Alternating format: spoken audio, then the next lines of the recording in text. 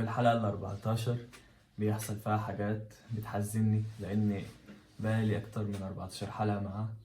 أغسطس مات، اللي كان أول إمبراطور ومؤسس الإمبراطورية الرومانية، في يوم 19 أغسطس. مش عارف ليه كل الأحداث المهمة بتحصل في الشهر ده، بس عشان هو ممكن على اسمه بقى.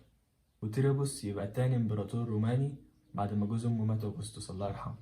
وبيحصل تمرد من الفيالق الرومانية بسبب عايزين يحسنوا الظروف وزيادة الحد الأدنى للأجور. والتمرد حصل في بانونيا اللي هي المجر دلوقتي.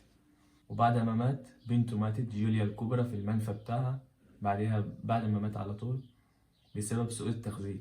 قرار لأغسطس كان إحصاء سكاني، وطلع من الإحصاء دوت 4,937,000 مواطن، ده غير العبيد وسكان الأقاليم. وبعد ما مات مجلس الشيوخ أعلن رسميا إن أغسطس إله، وإن هو أب للوطن.